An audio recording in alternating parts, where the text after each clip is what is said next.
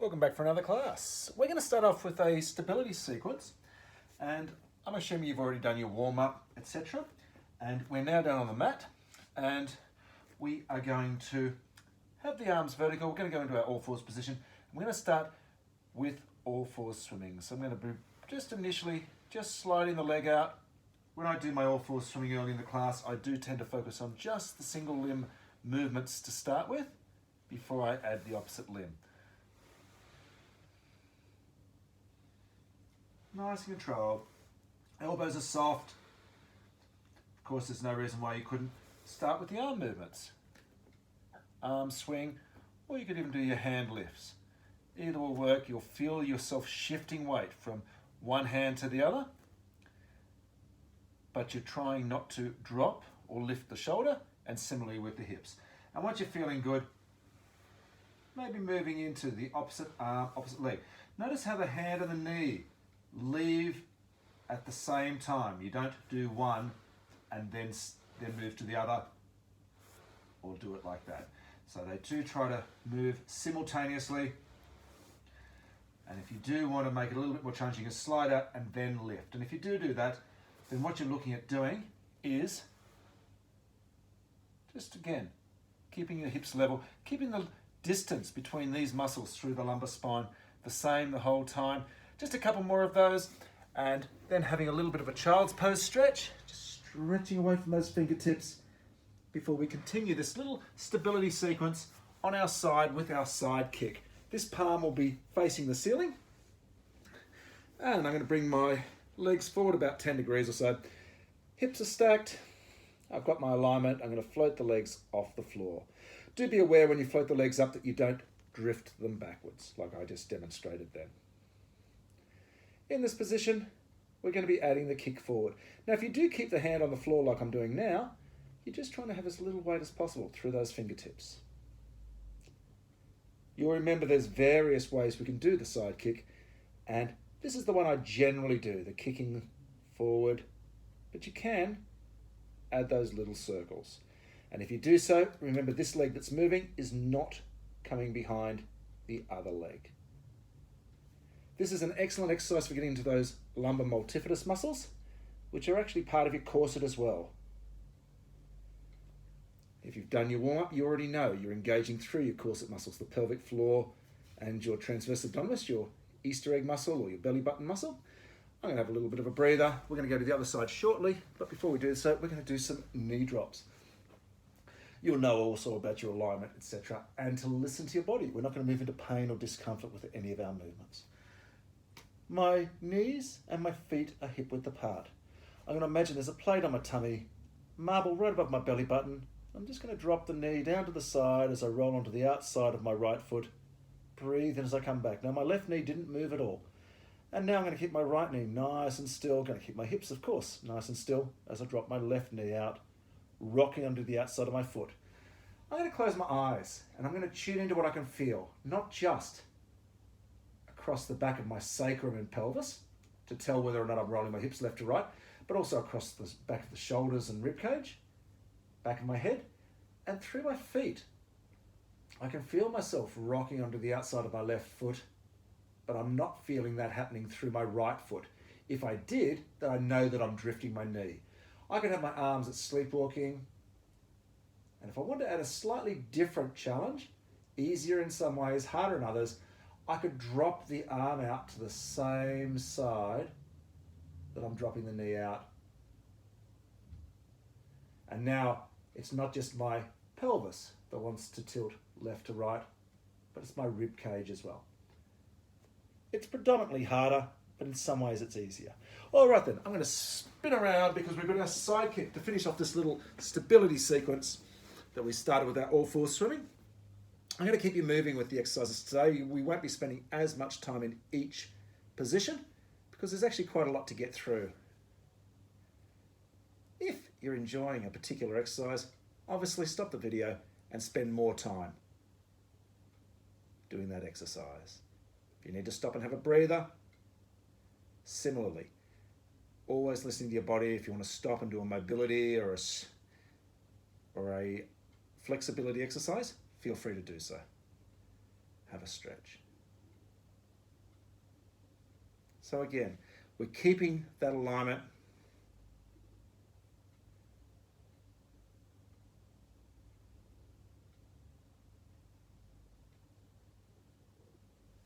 And we're going to roll into our back and do a bit of an awareness exercise. We'll get into those global abs, but only fairly gently to start with.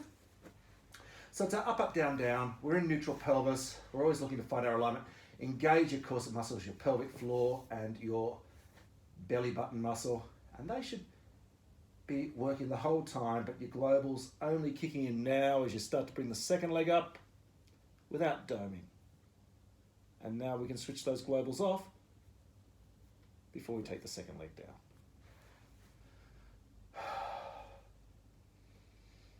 Breathing out.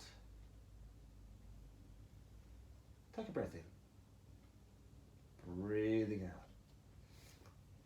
So when you get that coordination happening through your abdominal muscles, we normally would breathe out as we bring up one leg, then the second leg. Take a breath in and then breathe out as we take the legs down. You could, of course, bring the legs up one at a time on each out breath. So it'll take 4 breaths rather than 2 to do the exercise. Or you could actually do the whole exercise on the same out breath. So there's no in breath at the top. Now, you're generally going to have to go a little bit faster, but you still want to have that coordination. They're switched on, they're switched off. You want to have that relaxation through your shoulders, arms, neck and jaw. So just continue with that. We've got a couple more exercises coming up on our side, but before we do that, we've got our double arm rotations with static legs.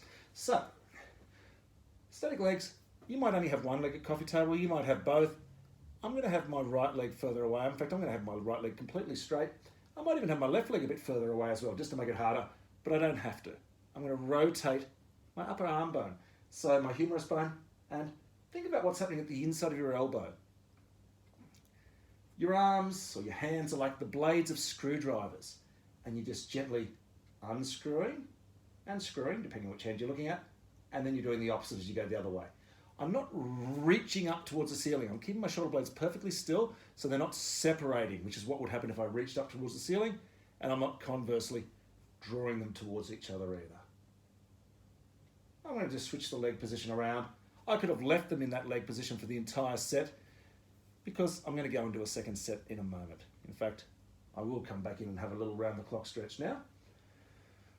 And then I'll do the second set with the left leg further away. Left leg further away, right leg was a little bit further away. And just having that 1 or 2 centimeters further away greatly increases the difficulty of the exercise. So it's a progression, a strength progression. It's not going to change at all what's happening through the shoulder region, unless it starts to distract you, in which case it will be a good idea to rest and regress. Regress meaning, of course, making it easier. So we're going to roll onto our side. We've got 2 exercises on our side. We're in a strength sequence, by the way, at the moment. After that initial stability sequence, we're going to do the right angle triangle. Now it's called side bend. I call it the right angle triangle. We're going to do the static hold initially. And we can do this with bent arms or a straight arm. I'm going to show you initially with a bent arm. And in this position here, shoulders locked down, elbows underneath. Lift the rib cage up as you push that hip towards the heels. That lovely length, this is the right angle here between your arm and the mat. This is the hypotenuse. I'm actually doing the exercise right now. This is, strength-wise, relatively easy for me, but I'm still working. I can still feel these muscles working.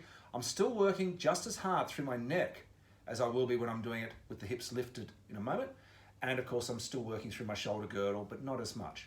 As soon as I pivot onto my shins, it's harder. This, by the way, can be done with straight legs, significantly harder. But I'm going to stick to the bent-legged version today. So this is the static hold with bent arm.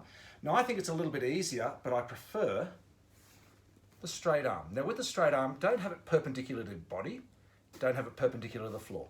So we're not going to have it vertical this time. It's going to be a little bit further away, but not super far away.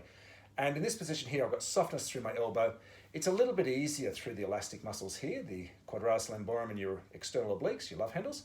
It's a little bit easier through the neck, but like the previous position, you could actually use your arm to help support the weight of the head if these muscles are starting to fatigue sooner than everything else. And it's a little bit easier through the shoulder girdle. It's harder across the elbow joint and the wrist and the hand. So again, this could be done straight-legged. I'm not going to show you that variation right now, but we're going to go into adductor lifts right now. And so for adductor lifts, I'm on my left-hand side. My left leg is in a straight line with my body, and the right leg, it's just relaxed like so. I like to keep the hips stacked. If you do roll the knee to the mat and your hips come forward, you will still keep the hips still as you do this exercise. And in fact, you could even have the leg behind as you do this exercise. Another option is grab a pillow, stick it down on the floor, and rest your knee on that pillow. I'm just going to let my knee just float towards the mat, take the tension out of these muscles, and do my adductor lifts. Each time I return to the floor with my leg, I don't let it rest on the floor. I don't take all the tension out of those inner thigh muscles. I keep lifting, and you'll notice I'm doing the same thing with my arm, working through one of the rotator cuff muscles, supraspinatus, and that is sometimes referred to as the shopping bag muscle, because it's the one that will get sore when you're carrying those shopping bags for long distances, or if they're just very heavy.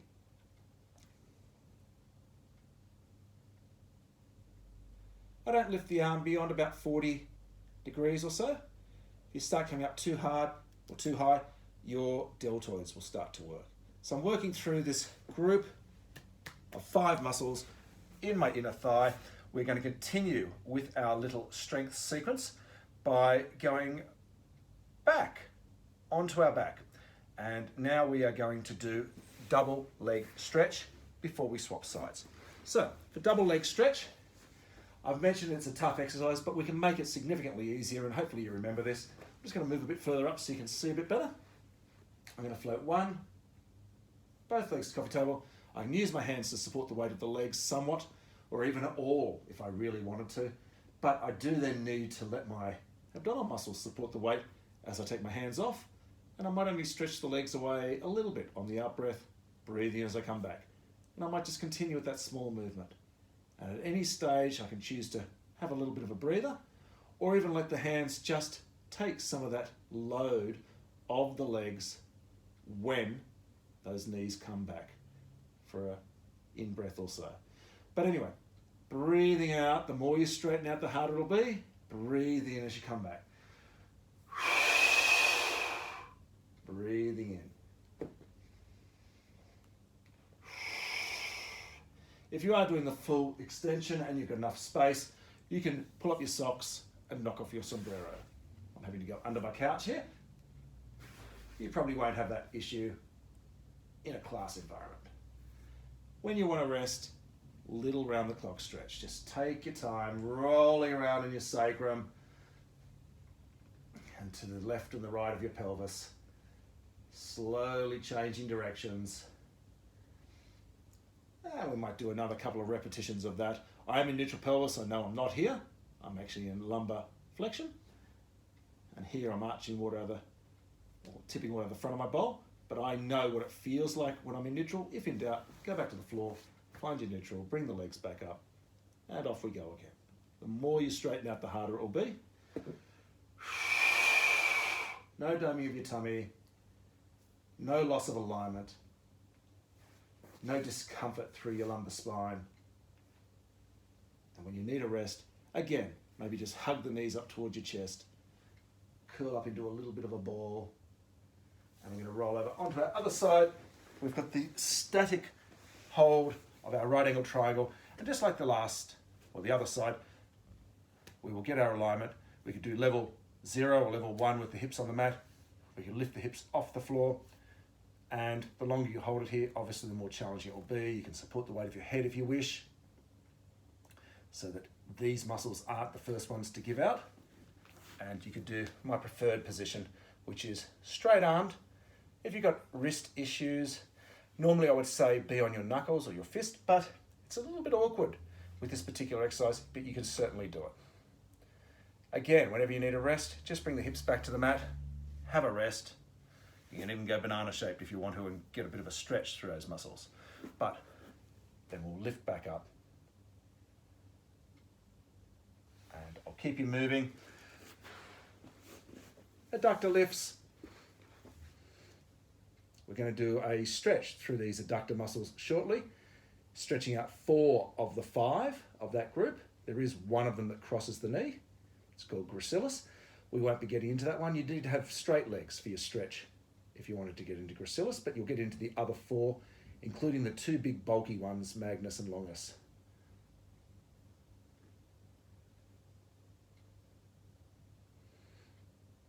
So you're keeping your torso relatively still.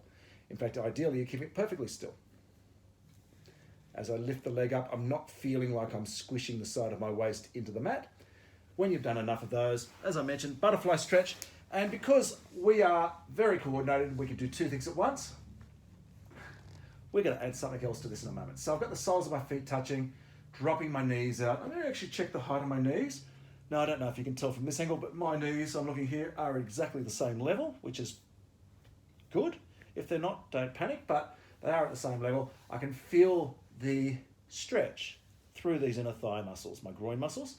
So there's a couple of short ones up here where my hands are. There's a couple of big bulky ones. I can feel them underneath my hands here. As I said, adductor magnus, adductor longus. And what I'm going to do here is just relax. Let gravity take me that little bit deeper into the stretch as I breathe out. If I've got the weight of my hands just resting on my legs, and I'm not pushing, I'm just letting them rest there, then I'll sink a little bit deeper, a little bit sooner. Let's do a bit of pelvic floor work.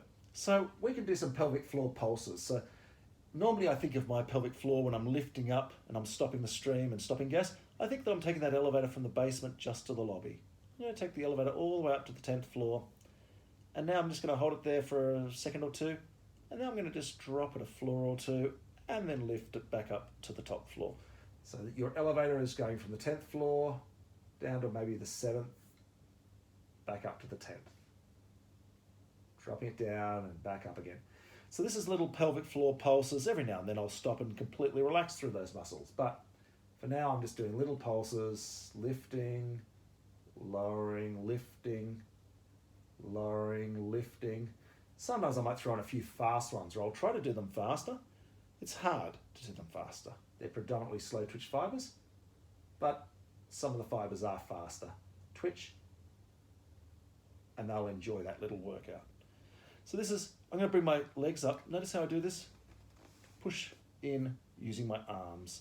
Otherwise, you've got to use the same muscles you were just stretching to get into those muscles. We're going to do our shoulder bridge roll. We've got a mobility sequence now, which is probably the best part of the class. In my view, I love the mobility. Our bodies love to move. So let's go into our shoulder bridge roll to start with.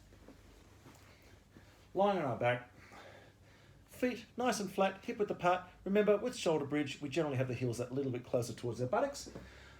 And I'm not going to use my arms at all initially, but I'm going to get that feeling I'm pushing the heels away from me as I tilt the pelvis and just squish down through the lumbar spine. Take a breath in, and then rolling back.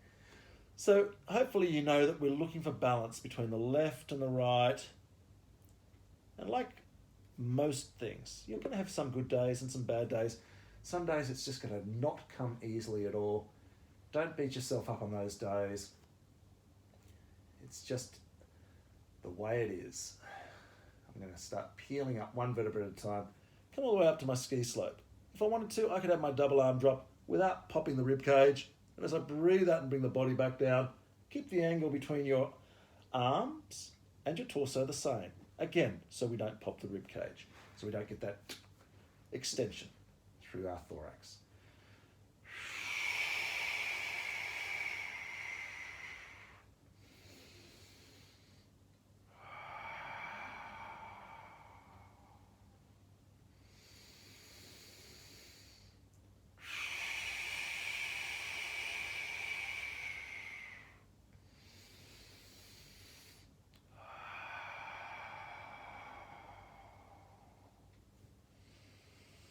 And just one more of those, and then we're going to roll over onto our side and do 2 mobility exercises. One of them is going to be the right angle triangle again, the side bend, but it's the thread the needle one. But we're going to do our chest release prior to that. So I'll get everybody to roll over onto their side and move into our chest release.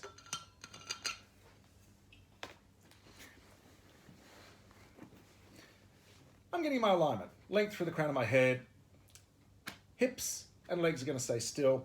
I'm going to guide the head and think of that rib cage rotating around the goalpost or rotating around that imaginary broomstick handle that touches the back of my head and my tailbone. As your shoulder rolls backwards and downwards, your elbow will roll backwards and downwards. The back of your head will roll backwards and downwards. So be aware that your head will get quite close to the floor at the end of that range, which you might choose to hold and enjoy the chest release.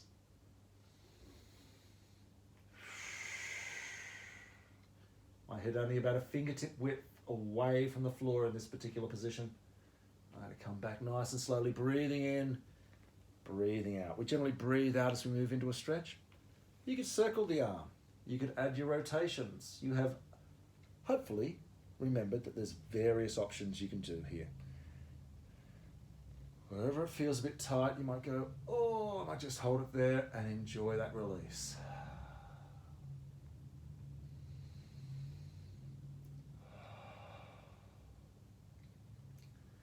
And if you are circling, do remember, of course, to change directions. I'm going to continue with that mobility of the ribcage, but instead of opening up the ribcage, I'll be closing it up as I go into my right angle triangle, thread the needle. I always do this with a bent arm. It can be done with straight legs as well, but we always do it with a bent arm. With the bent arm, I prefer it because it's more mobility. I'll look over the shoulder as I thread under the armpit, breathe in as I come back to my lovely right angle triangle. If I needed to, I could always return the hips to the floor and have a bit of a breather here for as little or as long as I require. Breathing out, breathing in. There is a straight-legged version, as I mentioned, but it is predominantly focused on strength, and I am focusing predominantly right now on mobility, and I'm going to continue with my mobility right now by coming face down into the prone position to do my swan dive. Allow yourself to sink into the mat. Engage your corset muscles. Draw that belly button away from the floor. Tension out of here, tension out of here. Breathing out, extending through the neck, and then extending through your rib cage, and then relaxing back to the mat.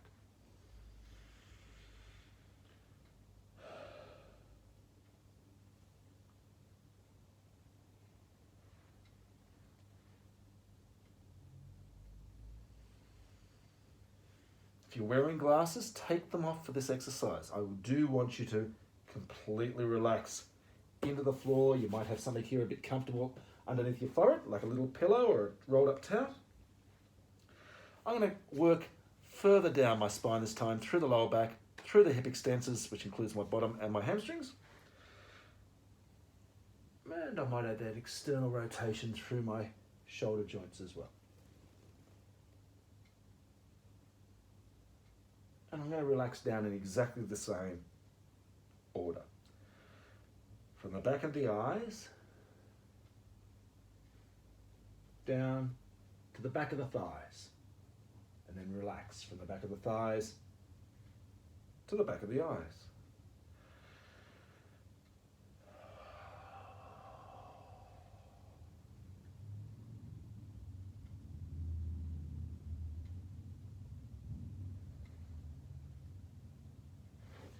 So one or two more of your swan dive, an excellent exercise. I throw it into every single workout as I do with the chest release, which is what we'll be moving to as soon as you finish that repetition, because we're going to change sides. And of course, one thing you want to do is when you do swap sides is compare your mobility. Compare initially the thoracic rotation or ribcage rotation between left and right.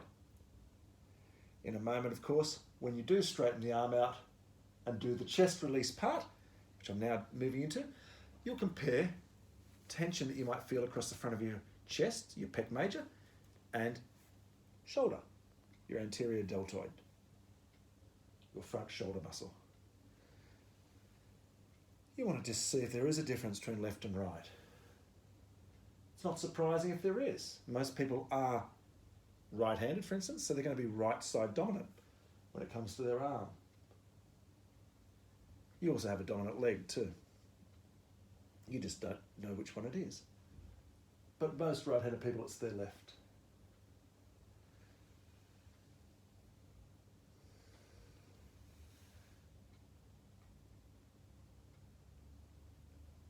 It may not be the most coordinated, but it'll be the most stable side, that left leg.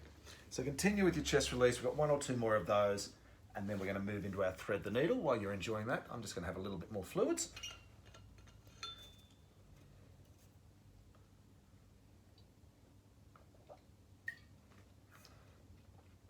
So this side bend / right angle triangle thread the needle is going to finish off our mobility sequence.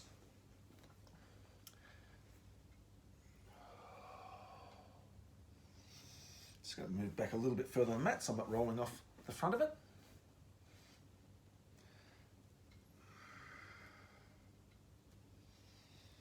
If you ever do find yourself getting out of alignment, just stop, go back to the start and reset.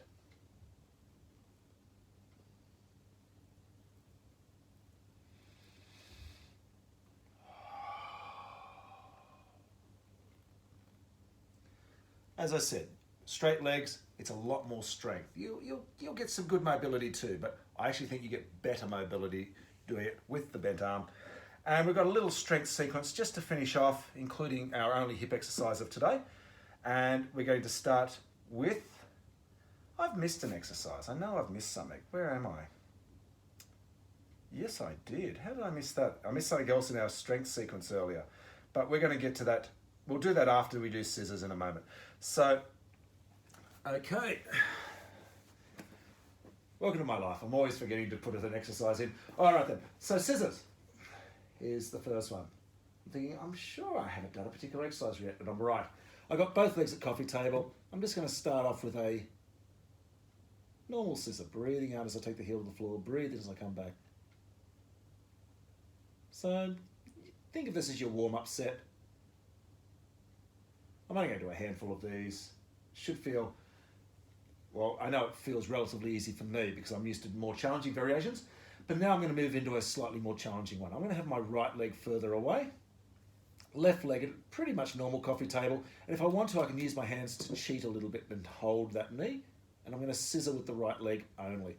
You'll notice when it comes up, it's got that further away coffee table, and I'm going down relatively close to the carpet, and as a result, it's an extra challenge. Pelvis is staying still, not doming, not uncomfortable. Got that natural curve. When I want to rest, I'll hug the knees up to the chest, and then I'll do the same thing on the other side. If you're starting to fatigue, you can also get that extra couple of reps out by using your hands to help support the weight of that leg, and that just takes some of the load away from one of your slings of obliques and allow you just to get a couple more out. At any stage, you can return a foot to the floor, which I've just done, and then have a rest. So, scissors, we're going to do shoulder bridge lift. This is what I forgot earlier. I forgot shoulder bridge lift and leg pull supine. So I'm going to demonstrate the shoulder bridge lift initially. And both of these are going to work a lot of muscles that are facing the floor, including your glute max and your hamstrings. So this is the one where you're just lifting up, pivoting on the top of your shoulders, your torso like a slab of concrete.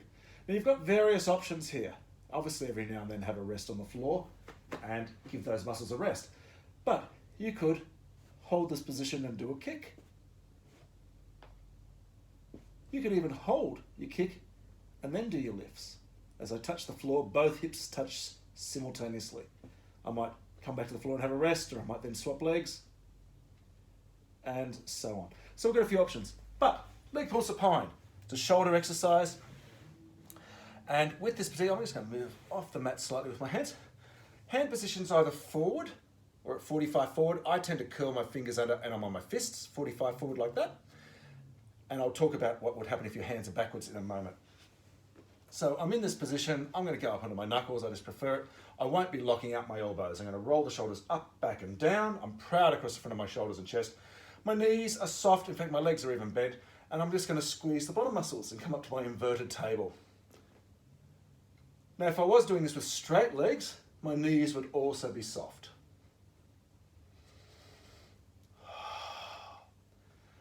And I'm just going to demonstrate that you can do some leg extensions here as well. These are hard. Your hamstrings will get a good workout. If I was doing it with straight legs, extra softness at knees. It's very important, and it'd be like a scissor kick. It's a hard exercise. Keep your shoulders rolled back and down. Keep your chest proud. That's the one I forgot to do earlier. We were supposed to do that in the middle of the other strength sequence, but somebody forgot. I don't know who that was. All right then, we are going to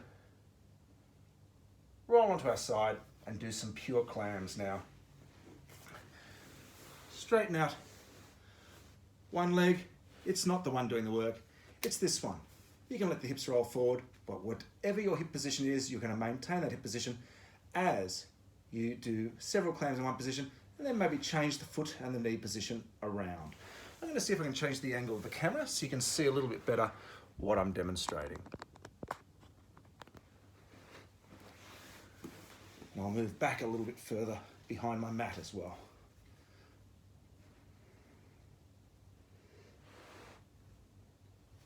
Some angles, you're really going to get into those back pocket muscles, but you won't feel like you're doing much here at all, and you won't feel particularly strong. And one thing that I'm doing is I'm trying to keep either the inside of my heel or the inside of my ankle touching the floor at all times, just to shorten that lever slightly and keep the tension out of the base of my foot. So just keep changing the angle around, but your pelvis, your hips stay perfectly still, no matter which angle you choose. I'll move on to another one now.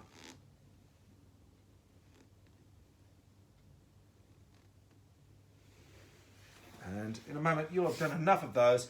We're going to go into the Sphinx position, otherwise called leg pull prone. So we just did leg pull supine a moment ago, which was that inverted table. This is the Sphinx, as I call it. I've got a steel spike under my belly button. My bottom muscles, my hamstrings are relaxed. And if I want to have a rest, I just go into the squash frog position and enjoy that rest. You will remember I've shown you other options such as straight arms where you curl your toes under and you hold this position. And there are even other variations you can do besides this.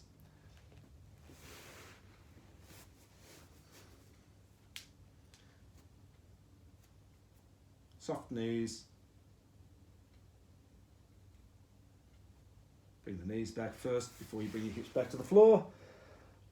And then I'm going to get you to spin around onto your other side.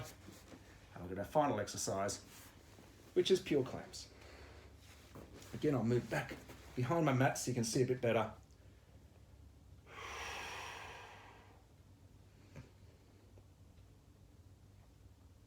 Notice my heel, maybe not now, but you'll notice my heel is touching the floor at all times, or except when the knee comes down towards the floor, the heel will come off the floor, but I'm on the inside of the ankle. Either or. Back pocket's working. Corset muscles are engaged. Keep that good alignment with your head and neck. We are going to pretzel stretch these muscles as soon as you have done enough of these. And as usual, you are the best judge as to when you've done enough. It will vary from day to day. And when you have finished that, getting into the pretzel stretches, remembering one of the good pretzel stretches is the one where you actually take that knee and foot out and roll the knee inwards, the other knee staying relatively still, peeling the hip off the floor, and you can change that foot and knee position around. Oh, there's a good stretch I'm getting right now. And if I demonstrate it with the other leg, it would look like so. I'll just spin around a little bit. So it's probably a little bit easier to see what I'm doing right now. So this hip over here is off the mat. Change the angle. Yep. If you find an angle doesn't give you a good stretch, go looking for another one. We're only really after the ones that you can actually feel it through here. Sometimes with a particular stretch you go, that one just doesn't work for me. In which case, find a different stretch. For instance, the pretzels where you pull the knee across towards the opposite shoulder. Again, peeling the hip off the floor.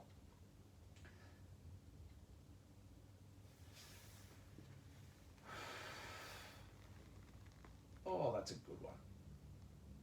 So getting into those back pocket muscles, deep lateral rotators, piriformis and friends, And that is the end of today's class. So I hope you enjoyed it. I will be back next week with another class for you.